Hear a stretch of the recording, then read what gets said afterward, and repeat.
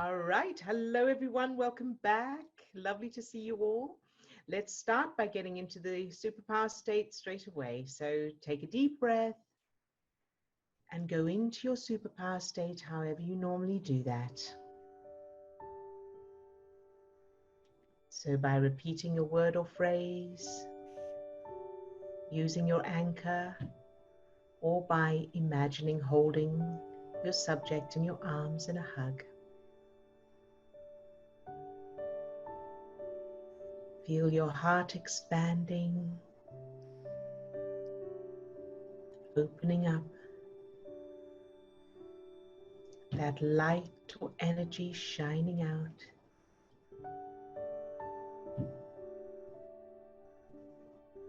And now allow that light or energy to spread down to your toes, up to the top of your head, out to your fingertips.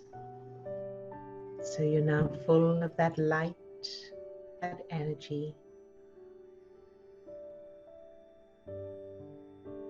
And now allow that light or energy to fill each of the 50 trillion cells that make up your body. Love each cell just for existing.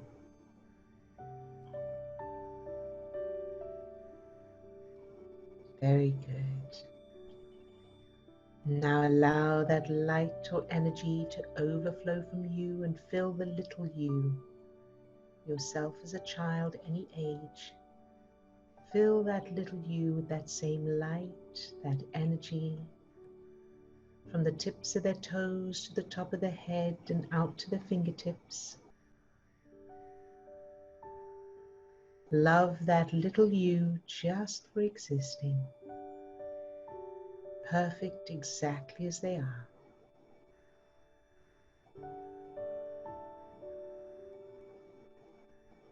Very good.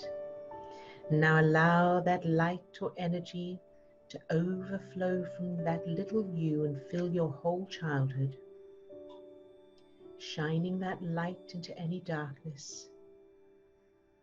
Notice the power that little you has. Love everything and everyone exactly as it is. This is your power. Good job. And now allow that light or energy to fill everyone in this group,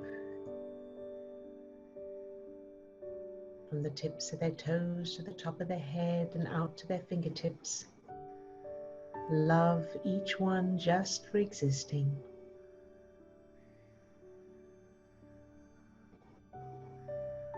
And allow your heart to open even more to receive the love from everyone else. Feel it filling you up. Feel that love filling all the cells of your body, that light, that energy, that power. That's who you really are. This is who you really are. Very, very good.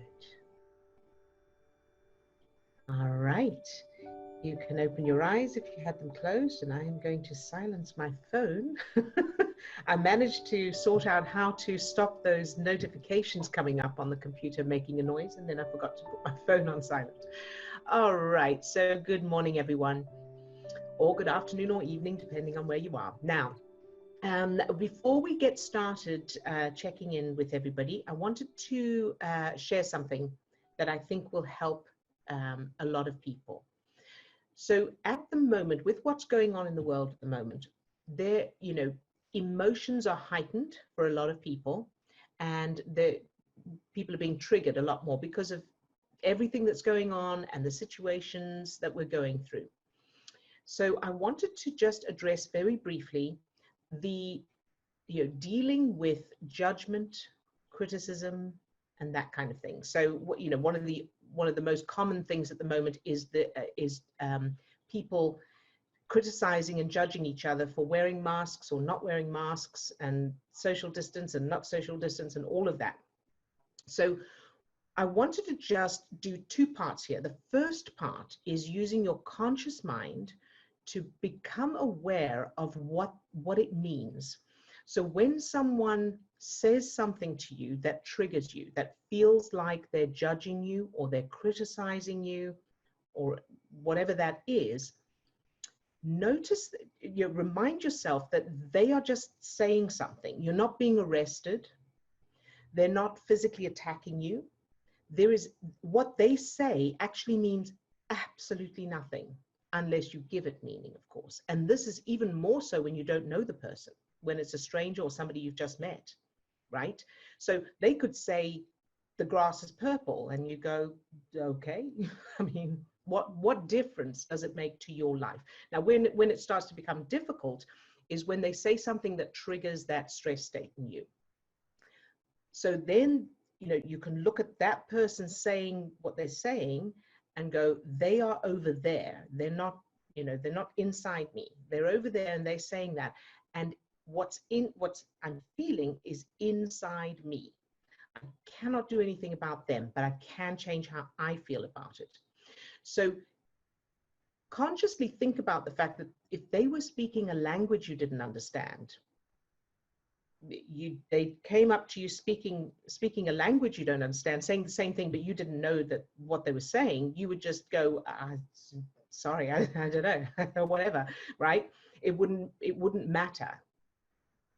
But because of it has meaning to us, someone says, you know, something that triggers us, then it has meaning inside us, and it's our own stress chemicals that are being produced.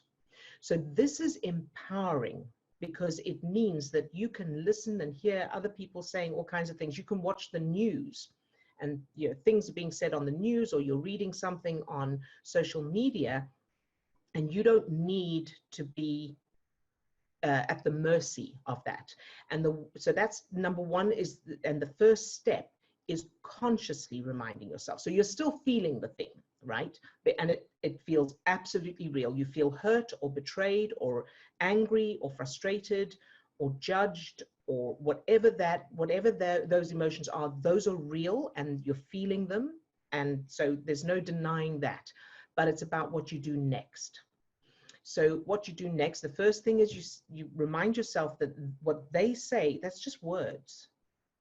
That's either just words you're hearing or words you're just reading. And words are just words. They don't have any, they're not actually doing anything to you physically while you're feeling that trigger. And then the second part is, of course, changing it. So you can do whatever it takes to get into a feel-good state first. So if you're able to get into superpower, so much better. If you can't, then look for 5 things to be grateful for, listen to music you love, watch something funny, do whatever, or do some physical exercise, whatever will get you to feel better.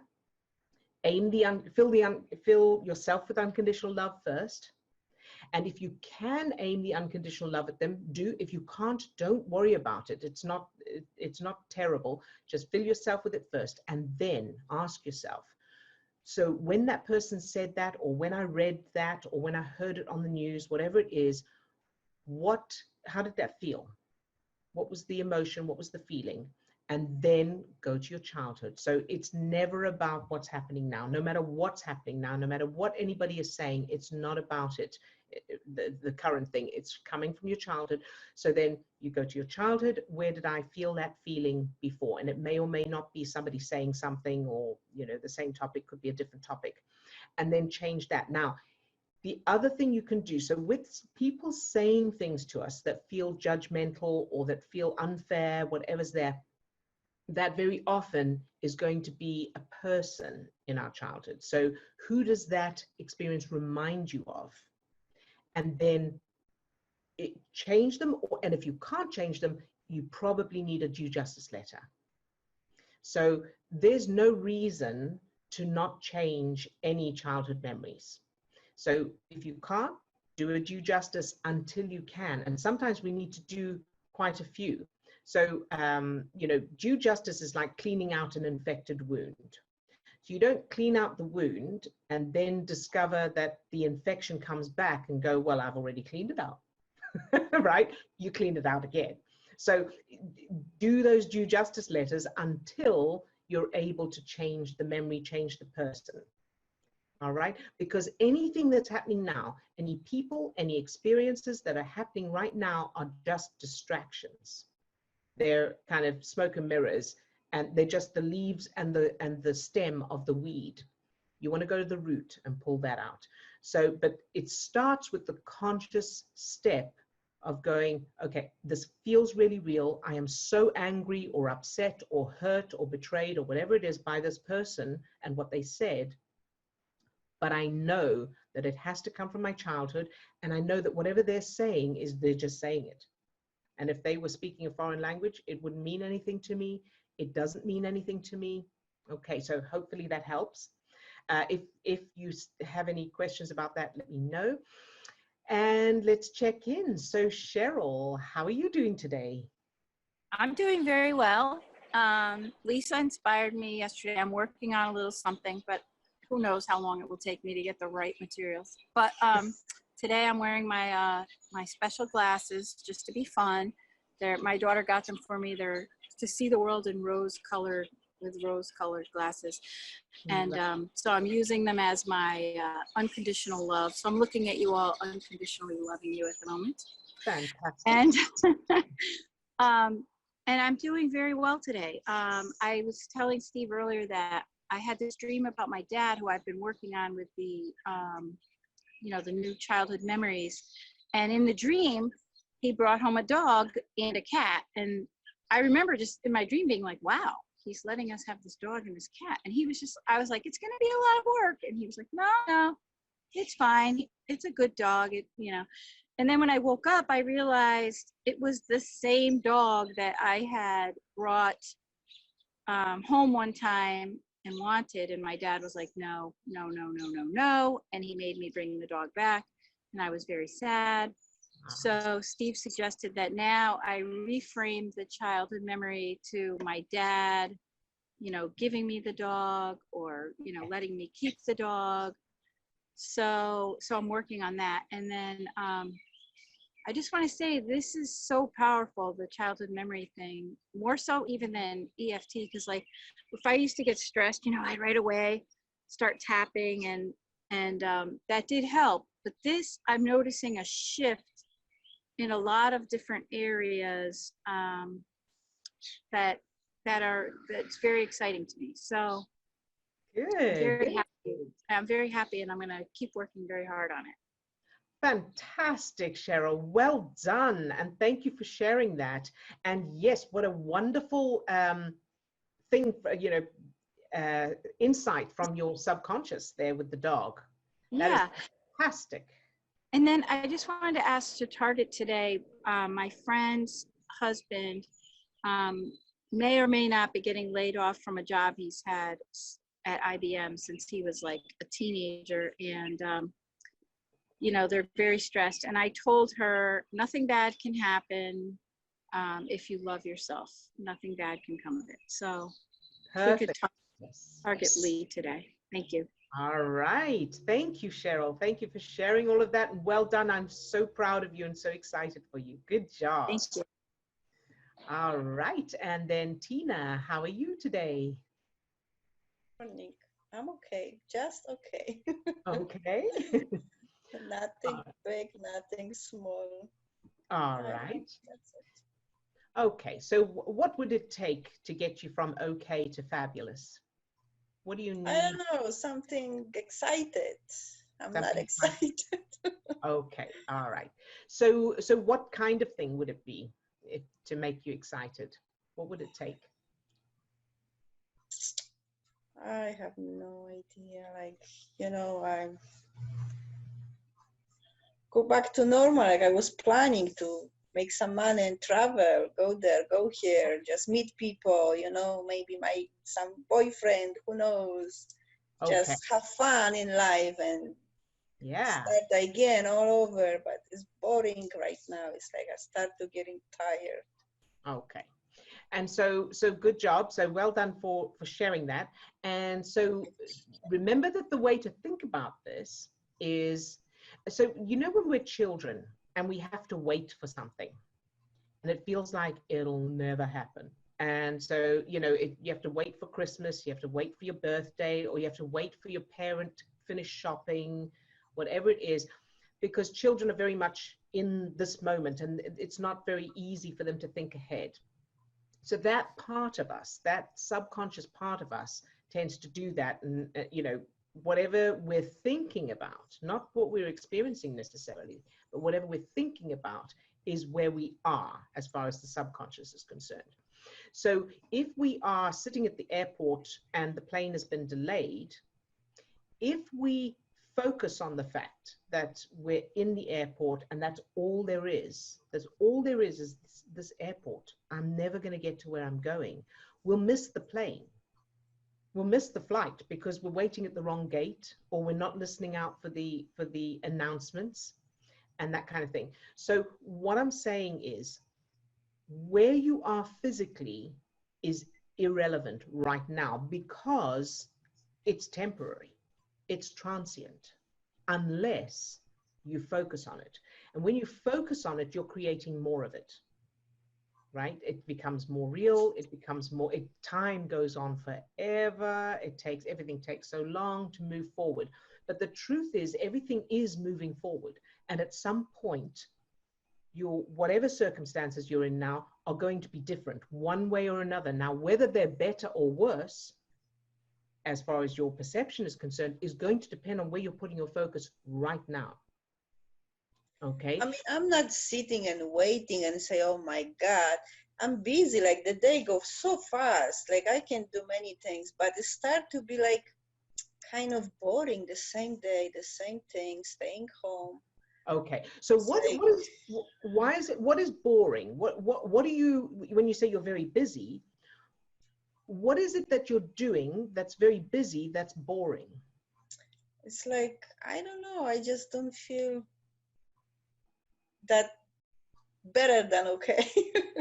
Yes. Okay. I don't feel that happiness like I would like to feel. I don't know why, maybe. I have no idea.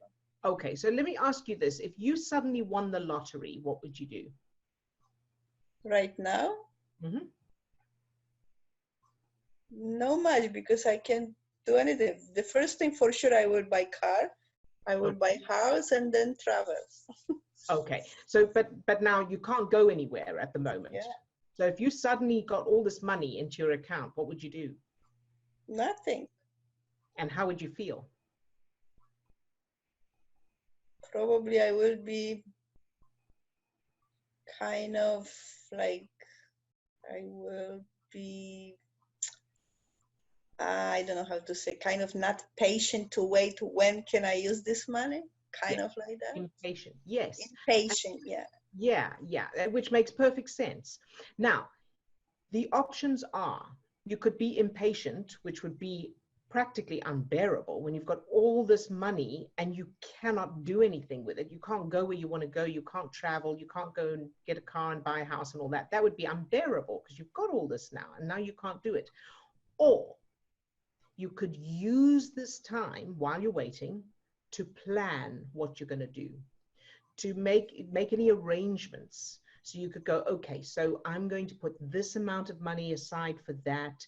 And then I'm going to, now let me make my travel plans, look for a house, do some research on the type of car. You can make those, you can use that time. It's entirely up to each of us how we use our time and what we're focusing on. So we can focus on, I'm very busy, but I'm bored. Or we can focus on, okay, so what do I feel like doing right now? Well, I feel like traveling, but okay, so I can't travel yet. So when I can travel, what am I going to do? Where am I going to go? Right? How am I going to go there? So, you know, it's like I wrote this, an article on this a while ago, and I don't even know where it is, but you're locked in a room and you can't get out, but you're holding the key. Each of us is holding the key and we're going, oh, I don't know what to do. I'm so I'm trapped. But we're holding the key. I think you're right. I think I feel that way. Yes. And so the answer is keep going and question yourself. You know, when you say, as you catch yourself saying, I'm so bored, and you're thinking of what you don't have, choose to switch that in the moment and go, okay, well, there's nothing I can do about that right now. What can I do? What can I do? What can I plan? What will, if I suddenly came into all the money, if they suddenly said, right now you can go and, you know, the lockdown is finished or whatever, what are you going to do? Once the lockdown's over, what are you going to do? I'm gonna go to work the first day. Go to work. Are you looking forward to getting back to work? Not really. Yeah, I have to work, but So if what do I you? don't have to, I will never work my life. Okay. So when you go to work, how does that feel? Like Scary. before the lockdown. So let's say before the virus. So no virus yet. How did it feel when you went to work before any of this happened? Oh, there were a lot of stuff. Yeah. Many times I want to just quit. So you see what? So do you see that? Do you see how you're taking it with you? Whether you go to work, whether you stay at home, whether if you travel, it will be the same because it's inside. Yeah, So it's so not what is it? I want to take it out. I don't know what is good. it. So the way to take it out, good job. So that's the first step, is I want to take it out, right? The way to take it out is to, number one, keep practicing the superpower like you're doing, which is great. You're doing a great job at that. Aim it at whatever that is, you know, and perhaps start to aim it at the lockdown or whatever the situation is, the fact that you're stuck at home. See if you can practice aiming it at that. The second part is, where in your childhood did you feel whatever this dissatisfaction is, this boredom, this I can't do what I want to do, whatever that feeling is, check your childhood for it, change it, practice the new memories, and come back and then check again. Now, how do I feel about being here? Keep doing that. Does that make sense? Yes, Okay. it has. Okay, very good. And for everybody else as well, the answer is always superpower, change your childhood memories, and then zero tolerance, which is check where you're putting your focus in any moment. So if your childhood is not perfect when you think of it, then there's references there. If your life is not the way you want it right now, there's references in your childhood. All right, so I hope that helps, Tina. Yeah. And I know you've ordered the coffee, so that will help as well. You drink that first thing in the morning, so that it gets those feel-good chemicals going, and then use that momentum, that sort of leg up, to focus on the superpower, changing childhood memories, using the practicing the new memories, and that. So use that. All right. Okay. Thank you. Thank Good you job. very much. You're very welcome, Tina. All right. Next, Katrina, how are you today? Hi, Odille. Yes, I'm good. Good. I was watching yesterday's video there about an hour ago. Yes. And something interesting really showed up. So as I was watching Lisa, remember I spoke to Lisa went first, right? You were praising her as she was sharing her playful side with us. Mm-hmm. Inside me, I was saying, she is so silly. Be sensible. I could not get into her playful state or even appreciate it. Then a memory pops up. Aunt Jane, and according to my dad, referred to her, she was silly and he disapproved of her. And I always loved and adored my dad. And I really liked her until I found out that he didn't. And she was the only person in the world he didn't like. But it's not. What is that? Fantastic. That's a very, very clear reference. So and there's so many pieces there that fit together. So as you watch anyone being silly, or what appears to be frivolous or whatever it is, your subconscious is referring to the fact that that it's dangerous to like it. It's not safe to find that fun or to join in or to appreciate it, because your dad won't love you. Oh, he will react to you the same way he reacted to your aunt. okay. That makes sense? So what you want to do is change it so that your dad loved when your aunt did that, and he joined in, and you were all doing it together. Because you know, I had the same kind of thing, because I grew up in a very, you know, strict working family where we were on duty, and you weren't to be silly. No, you know, don't be so silly, and stop messing around, you know, that kind of thing. Number one. And number two, judging others for being so, so silly, you know, making fun of them and that. Ooh. And so now, you know, as an adult, my sister and I, we worked really hard to change that in ourselves and allow. And so then it is the most freeing thing in the world to get rid of that judgment and allow yourself, because inside of us, no matter how serious we are, no matter how much we think that we are, you know, that judgment is real, inside each of us is a child who just wants to be allowed to have fun. And however that fun, that expression of fun comes out. Does that make sense? Yeah, that's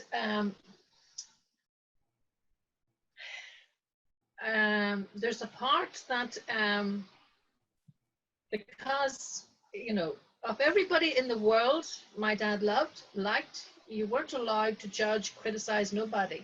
You know, he always seen the good. And in this person, he wouldn't change his mind. He just, so it's very, I can't get to Can I hop in on it? Can I hop in on that one? Go back and go back into your father's childhood. Go back into that relationship. Whatever, you may not even know what went on back then. But I have a similar situation in my family where there's a couple of family members that something obviously happened in their childhood. None of us know what it is, but they've been carrying it around forever. And it's impacted the entire family. It's like, I don't have a relationship with this one particular family member just because another family member didn't back then. So it has rippled out. So take it back, and in your mind, rework, reimagine your father's childhood with his sister, and see them growing up and being best buddies. See them having a really close relationship back then, and just look for any objections that may be there and changing that. It'll come to the surface, whatever is holding that in place. So we may not even know what that story is, but see if you can change it in your mind and bring it forward. Does that help a little bit? Sorry, he was very close. He had 6 sisters and very, very close to his sisters. So there's nothing there. No, yeah. So I think Steve's assuming that this aunt was his sister. Who was the aunt that he? No, she was a sister-in-law. Yeah. She married to the brother. Yeah. So what I was going to Okay. say is there's definitely something else going on there. Okay, I'm sorry I missed that. It's all right. Yeah, no, it's okay. Yeah, and the same still applies. So who would she have reminded him of, or what? What experiences from his childhood would she have been reminding him of? So the silliness, the frivolity, all of that, anything in his childhood. So if he had 6 sisters, that's quite a big family. What was his childhood like? Yeah, well, I think, yeah. Well, I don't know, but I would say, yeah, good, yeah. Well, Yeah. they got on with it. Do you know what I mean? He was the peacemaker. He was all, no arguments, no nothing. Look, Yeah. Be good, keep quiet, say nothing, you know. So there is, like Steve was saying, there's something in the background there, and we may never know what it was. But if you change his childhood to change anything that's not good, make him an only child. He didn't have to be the peacemaker because he was the child, and both his parents doted on him, and so he grew up laid back, relaxed, and that kind of thing. And then see when you think about him with your aunt, see if you're able to change that, where he was fun and relaxed with her. So don't worry about trying to figure out why he was like that with her.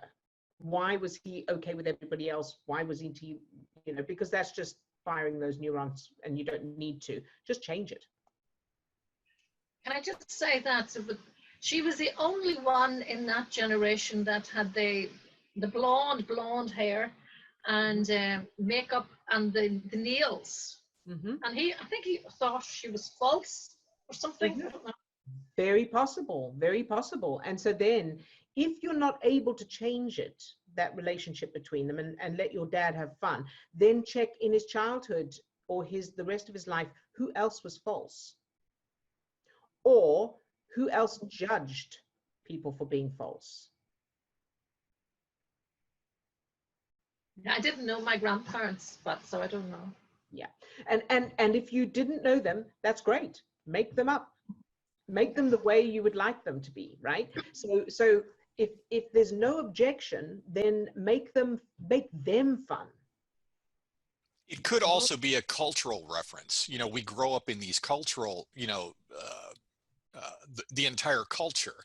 You know, we may grow up and it's like the entire culture has decided that wearing makeup and dyeing your hair automatically means that you're just being, you know, surfacey, you know, or it gets portrayed on popular media that way in the movies, or, you know, it's kind of the dumb blonde kind of thing, you know, that becomes so change all of that up, change the culture so that the culture is like, you know, you paint your nails, you don't paint your nails, it's all great. Maybe you actually, you know, you can change it so that people who paint their nails are celebrated in his growing up experience. So whatever those references are, just change those so that it now empowers where you want to be. Okay, brilliant. Yeah. Help? Yeah, that's fantastic. There's another part, but we'll leave it to another day. So thanks, William. Okay, you can say it today if you like. It's up to you. But if you'd rather, okay, just quickly, it is using my imagination. You were telling the other girl, Swatsy, right? I could not find a character who I was 100% looked up to. Anyone I looked for could always find some wee fault. There was nobody. So use my imagination. No good at it because I can't find someone. I mean, I'm blocking it. Yes. Because everybody has a wee something. So you know, it's like. So there's a program there. Yeah. So there's a program there, a subconscious belief that there's no such thing as perfect. There's got to be some issue. So tell me what you think of Mary Poppins. Yes, I love that film. Yeah. Yeah. Do you like the character? Herself, yes. Yeah. Good. So she's one you can use. Anything wrong with her? No, it was all made up. It wasn't true. That's okay. Your subconscious doesn't know that. Okay. But yeah, but the conscious mind's much, much stronger. But okay, all right. Well, not really. So the conscious mind is much weaker than the subconscious, but the subconscious can control the conscious mind through the way we feel. Now, we can override it, but so if you were when you go to a movie, when you watch a scary movie, it's very difficult to override if it's a really good scary movie, and in other words, it's very convincing. It's very difficult to override that subconscious reaction by going, it's just a movie, right? So that's how strong the subconscious is. So as long as you allow the subconscious to believe it, it will absolutely believe it. So that little voice that goes, oh, well, it's not real, that's your conscious mind. And you can choose to go, yeah, but my subconscious doesn't believe that. And I'm not going to say to the little child that's excited about Santa Claus, but it's not real, right? It doesn't matter that Santa Claus is not real because the child believes it and they're having fun. So you don't need to say it's not real. Okay. Does that make sense? Well, I'll give it a go. And Mary Poppins is a stepping stone. So you use Mary Poppins because, you know, it's a character that you can see that you don't have fault with. So allow yourself to use her first, and then you can also look for that reference. How do you know that everybody has something wrong? How do you know there's no such thing as perfection? Because I read it, I see it, I feel it, I know it. You know, it's type of thing. So that's very good. So this is for everybody else as well. So with something like that, do you know everyone in the world? No. No. So there could well be people who are perfect, we just don't know about them. Okay. And the people that you, yeah, sorry, you say? No, I'm just saying if you say so. Well, I mean, until we know everybody personally, and we can see all aspects of them at the same time, we have no idea whether somebody's got something wrong with them or not. Now we can pick out certain people and go, well, that person's rude, or that person's, you know, something. Fair enough, but we don't know if Oprah, for example, is perfect or not. All we know is what we've seen and read, but we don't know her personally. Well, I don't know her personally. I don't know if anybody else does, but, you know, and even when you do know someone, of course, you don't know everything about them. But to be able, so what it's doing is your subconscious is trying to protect you from trusting or believing. That may be one of the references. You don't want to be, you know, it's not safe to believe or trust, perhaps. And so then you want to change those. But use Mary Poppins in the meantime to be able to do the exercise, so you don't have to wait until you've changed those references to be able to use it. Okay. That sound good? So Yeah. I didn't hear that. You broke up there. I'll just say I'll practice over the weekend. Okay, good. Good job. Yeah, thank you. Indeed, you're very welcome. You're very welcome. And Lisa, hi Lisa, how are you today? Oh, good. I'm glad my unicorn was controversial. Yes. But funny, you know. I'm glad it brought up stuff, because like if I wore that in public, well, I did once, but that's another story. Anyway, anyway, it was Halloween though. But anyway, so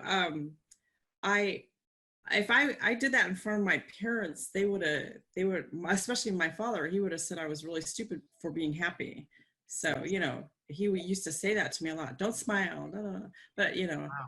Yeah. So I was like, okay, but I always worked on myself. So at first it was very hurtful, but then, you know, you just go, okay, you forgive them, and just find the funniest and best things out of that person, you know. Like he liked to watch cartoons and he was good with my kids, you know. So yeah, you just get high on your own love supply. That's it. Exactly. Yes. So yeah, I just there's they would judge me like what she was saying, like, you know, what you're saying, you know, like I would be judged if I did that constantly. Like, okay, is she crazy? She's a bit. And where this often comes from is, you know, there's lots of different variations on programming and that, but for a lot of people it's fear. So if fear, and also frustration, because they're pressure, they're stressed, they're trying to get something done, and someone's giggling or playing around or playing the fool or making fun of. And you know, I remember, well, no, that's a unnecessary story, but basically I've got so many examples of it, but basically it's nothing to do with you. It's always to do with the lenses through which someone's looking, and from their point of view, what they are experiencing is, I'm frightened because this person's not going to take me seriously, or this is my child and they're going to get, they're not going to succeed in life because they're not being serious the way I know you have to be serious in order to survive. There's a whole lot of stuff there, and it's mostly unconscious, so they wouldn't even be able to explain it. Mhm. So thank you, Lisa, for sharing. This is the book, your book. So this is a really good book. I enjoy it. I slept with it last night. I fell asleep to it. So, so I wanted to share it with everybody in case they didn't have it, because it's a really important book, especially if you're in business. Thank you so much, Lisa. That's wonderful. I appreciate you sharing that. That's great. Thank you, sweetheart. All right, and then on to Carrie. Hi, Carrie. How are you today? Hi, I'm fine, thank you. How are you? Good, thank you. That's good. I don't even know what to say. Okay. Do you want to type something? If you have a target or question. Well, no, I don't. But I thought that what Lisa said about getting high off your own love supply was funny. Yes, good, and it's true. And it's the only love supply that we have access to. Because even when we're experiencing love from someone else, it's not coming from them, because the chemicals are inside our own body. So when someone shows appreciation or says I love you or does something that makes you feel loved, it's not them, because they can't get inside your own body and fiddle with the chemicals. It's your own endorphins, serotonin, oxytocin, and dopamine that's happening inside you, which means you don't need them. Yes, that's true. And it also means that if someone, no matter how much someone shows love, shows appreciation, does exactly what you wish they would do, if you are not able to create those chemicals within yourself, it won't matter. They have no ability to, because it's physiological. Make sense? Yes. And I also wanted to say that the point you made this morning before you went to check around, I felt like that was personally very helpful. Good, good, good, good. Thank you. You're very welcome, sweetheart. Very welcome indeed. All right, and then on to, so now Swasti has put her question here. Hi, Odille, you can use my name. I have a couple of queries from yesterday's conversation. How do I get rid of the desperation or expectation that something good is going to happen to me? Or is that a good thing? How do I develop patience and stop the desperation? And how can I stop struggling with the unwanted? I am still continuing to plan a potential future, applying for courses because some are still coming up, or is that still struggling with the unwanted? Okay, good question, Swasti. Can I unmute you so I can ask you some questions? All right, there we go. Very good. Hi, Swasti. Hi. So my question for you is, what is it about these medical courses that, why do you want to do it? I want to be a doctor. You want to be a doctor? Because I want to help people with biology, because I like biology, like I really like it. All right. I really like volunteering and helping others in like a way I can. Right. Very good. And so how will it feel once you're a doctor? Really, really good. Yeah. And what's the first thing you'll do when you're a doctor? What will you say? Who will you tell? Once you've graduated and now you're a doctor, what will you do? How will it feel? I'll tell my parents first. Yeah, right. I feel really excited and accomplished. Very good. So I want you to right now create a moment where you are telling your parents, and it's just literally just a few seconds. So you're telling them, and what are you saying? Like, I did it, or something like that, or however you would put it. I imagine myself jumping. Good, good, good, Yeah. And I'm surrounded by like the hazmat suit. good. Fantastic. Like the white color. I'm in a gown, like the graduation gowns. Good. Yeah, my parents are both next to me. Oh, And the hug. good, good, good, good. So that's your touchstone. So whenever there's any, think about that a lot. So it doesn't have to be a long scene. It's just that moment in time, that brief snapshot in time. Think about that. Make sure you're feeling the feelings. Now that is your touchstone. It's your destination. So that's where you want to go. That's where you want to get to. Now working backwards, what you want to do is make sure that your childhood matches that. Okay, so whether you apply to the college, the courses, or you apply for the courses, or you don't, or whatever you do physically needs to be in alignment with that feeling. So when you say, is that still struggling with the unwanted, it depends on how it's feeling. So if you are applying for the courses because you think that's the only way to get it, or because you're worried you won't get it, or whatever reasons, whatever those kind of feelings are, then yes, it's struggling with the unwanted.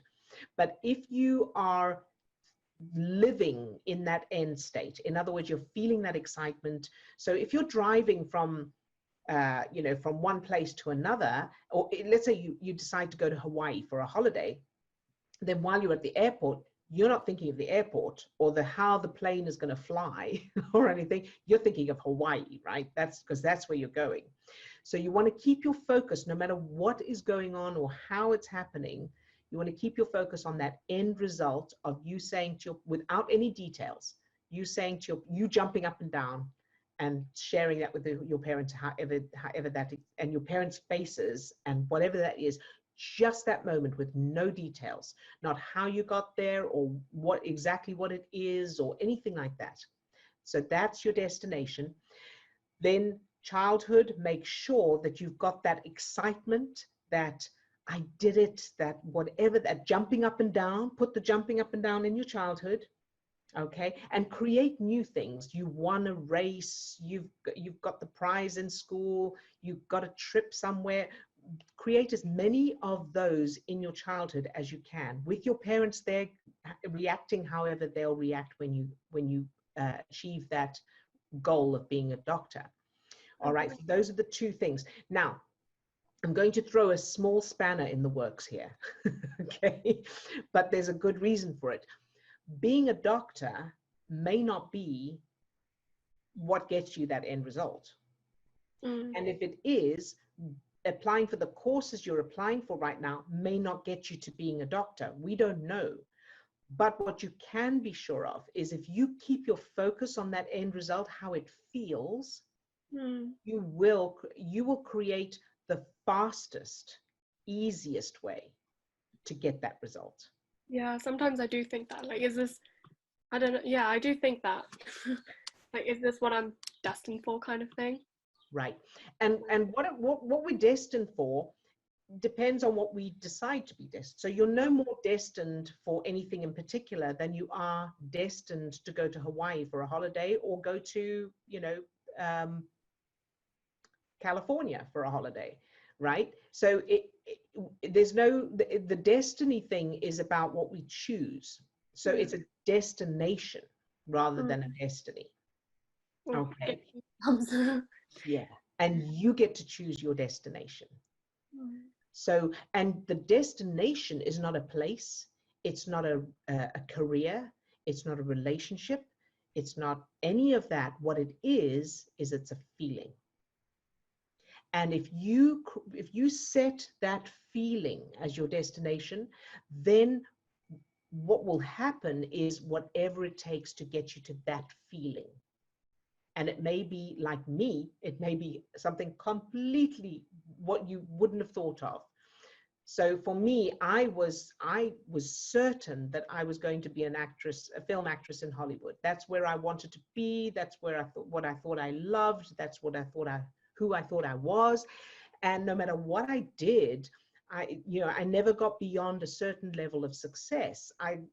It was bizarre because I thought, but I'm supposed to be this. This is what I love. I'm supposed to be able to create whatever I love.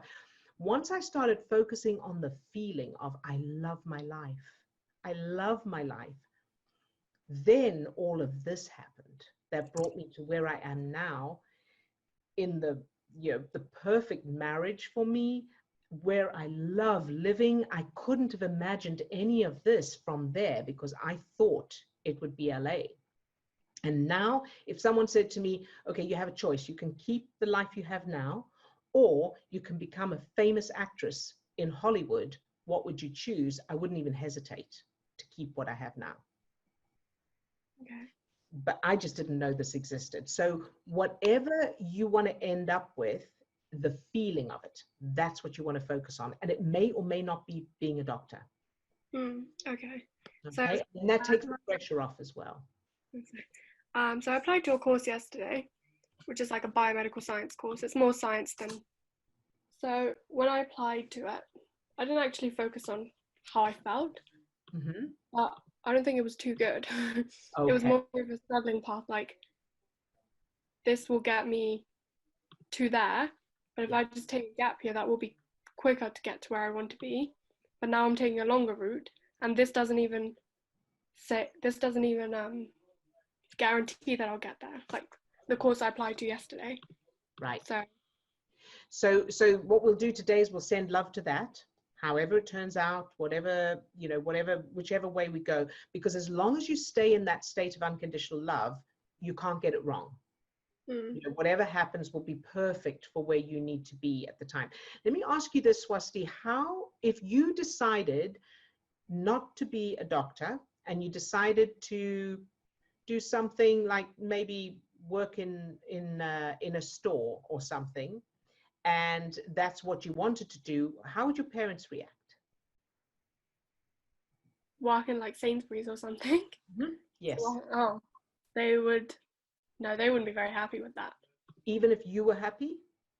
No, because they'd just go on about the fact that I have good grades, but because there you go. So the that's entrance where it's exam coming was from. bad and this happened. So that's where it's coming from. Okay, so that's very, very important, because at the moment, these, the applications and all that, that's taken over the role of your parents, where you don't know, you have to do this, you have to do that. So what you want to do is go back and change your parents, change their childhoods if necessary, where they're relaxed and your happiness is all that matters. And if you decided to go on benefits and not work at all, they would still be, well, sweetheart, whatever makes you happy. If you're happy, we're happy. All right? So that's your goal. Because once you've done that, then the pressure's off, which means you'll be able to really feel what you really want to do.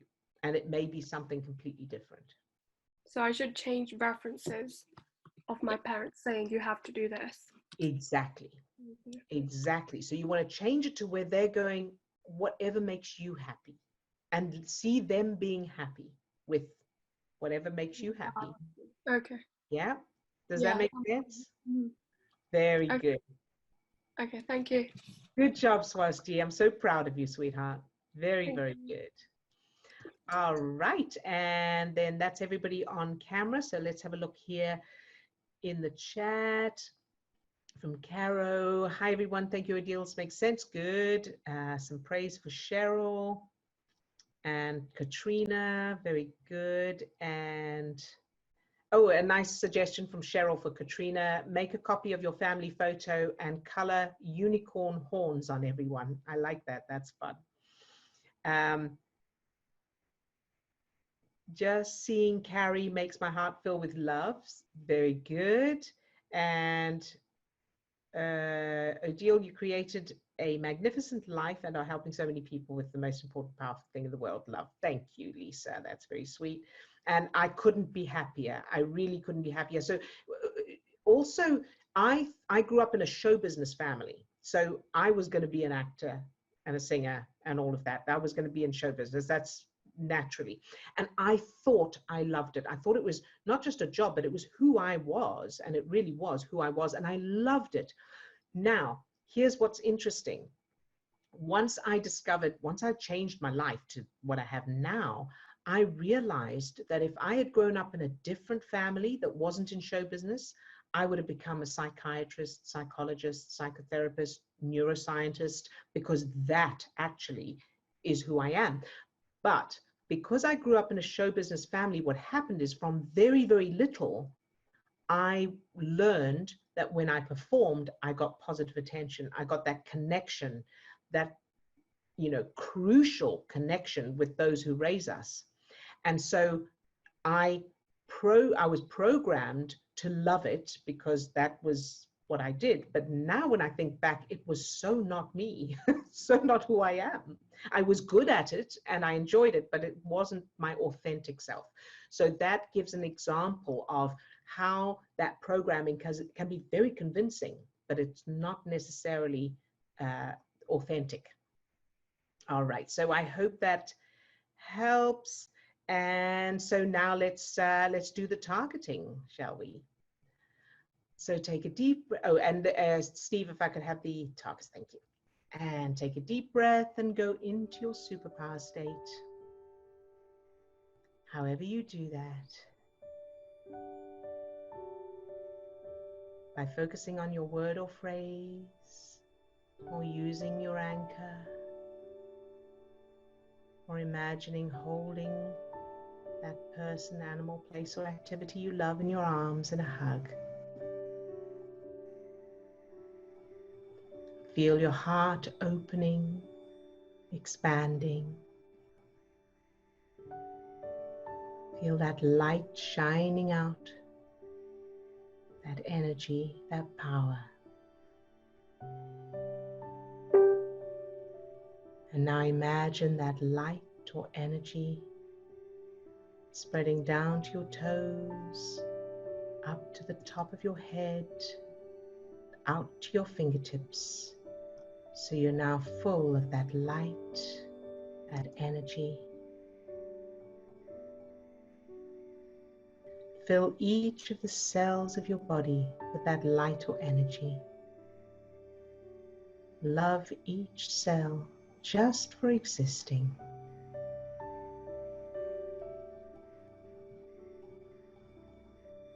Now allow that light or energy to fill your subject, so that they're full with that light or energy. Love them just for existing.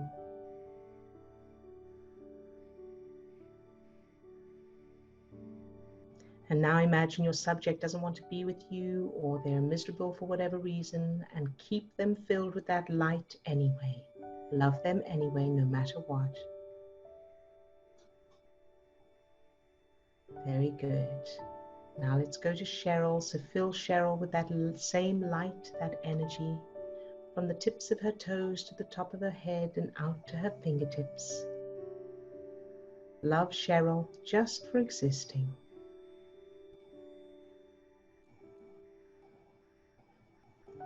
And now allow that light or energy to overflow from Cheryl and fill her friend and her friend's husband with that same light, that energy, whether her husband loses his job or not.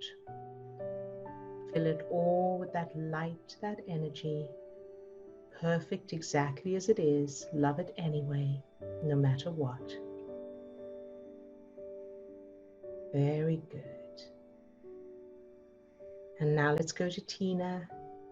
Fill Tina with that same light, that energy, from the tips of her toes to the top of her head and out to her fingertips. Love Tina just for existing. Whether she's bored or not, whether she starts to feel excitement or love it all anyway, exactly as it is. No matter what happens.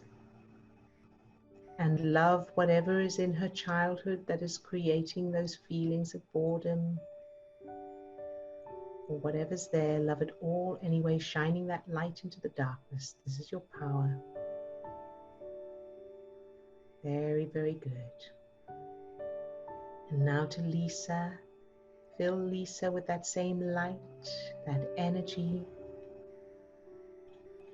From the tips of her toes to the top of her head and out to her fingertips. Love Lisa just for existing.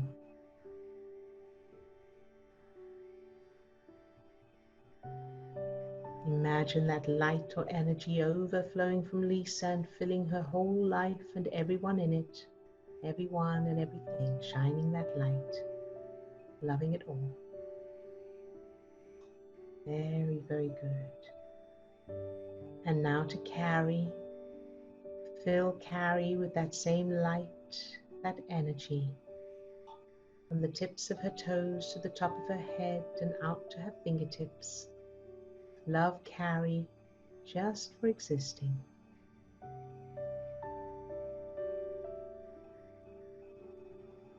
And now allow that light or energy to overflow from Carrie and fill her whole life and everything and everyone in it. No matter what, love it all anyway, shining that light into any darkness, feeling that power. Very good. And now to Swasti. Fill Swasti with that same light, that energy. From the tips of her toes to the top of her head and out to her fingertips. Love Swasti just for existing.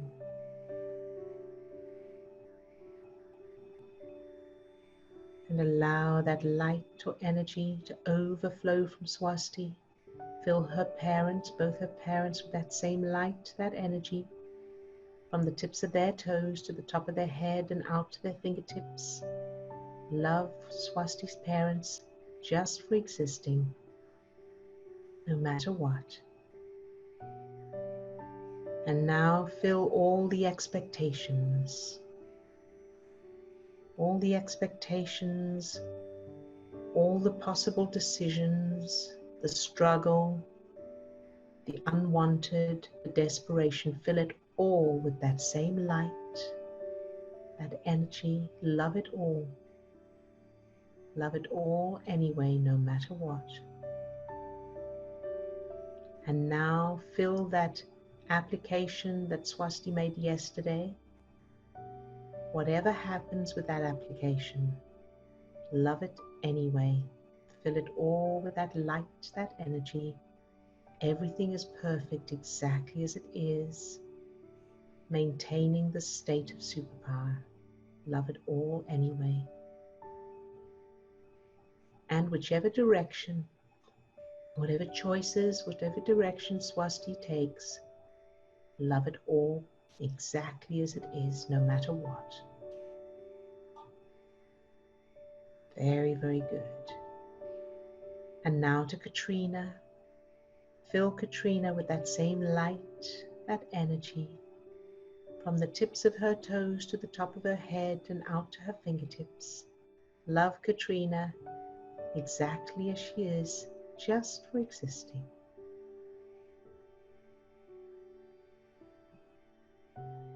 And allow that light or energy to overflow from Katrina and fill her father and her aunt with that same light, that energy, exactly as they are, or as they were.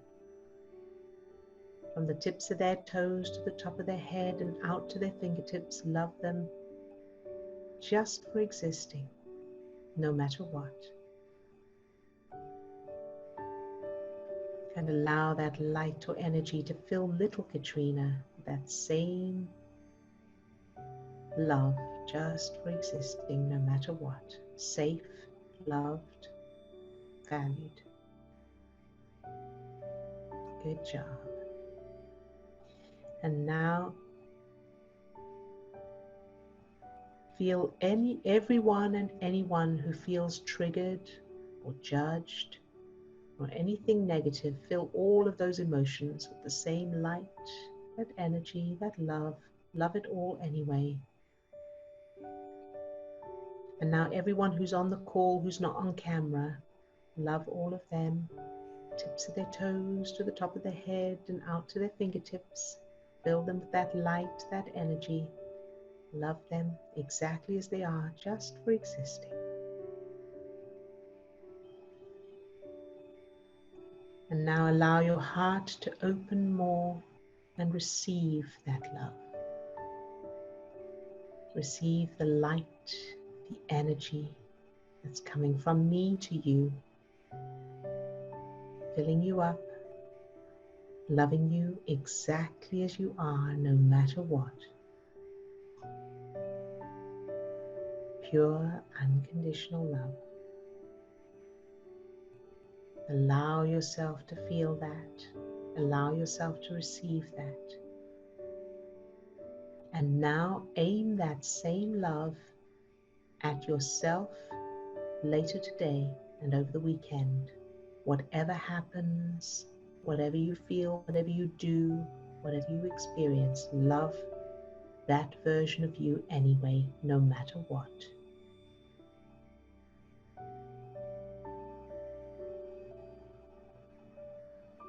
Very, very good. Good job. You can open your eyes. How does everyone feel? Any questions or comments? Good, good, good, good. So also to let you know, the same as usual, we'll be doing next week again, and I will make sure that I put, when I've created the new page for booking for next week, I'll put that link on the resources page where you get these recordings. And so that will be up by the end of the weekend, and so you can book again your free ticket for next week. Also, we have our next workshop on next Saturday, May the 30th. So anyone who needs help with finding and changing childhood memories, that is a full-day online workshop with us, and we go into depth on exactly how to change them, how to find them and how to change them, and we work with people in real time. You don't have to share any details you don't want to share. It's all done inside your own mind. And we do no content. And in that workshop, we also have breakout rooms. So if you need one-to-one help, you can go into a breakout room with one of us. So the details for that, the link is on the resources page and also in our Facebook group. All right, so have a wonderful time over the weekend. And Cheryl says, sending love to Wanda. Hoping to see her on Monday. I think Wanda's back to work on Monday, actually. But either way, yes, we all send love to her. All right. And so look after yourselves. Keep practicing. Keep reminding yourself. And remember, you can rewatch any of these videos at any time. So if you start to feel doubt or you start to feel anything negative, you're worried, you're not sure of something, or you just feel fear or whatever, watch these videos. You know, there's now, this will be the 38th one, 39th, I can't remember now. It's 30 something, 39th. This will be the 39th one. So there's 38 other ones that you can watch to just recharge. The more you focus on this kind of thing, the easier and the stronger it is. All right. Love to all of you. Bye-bye now.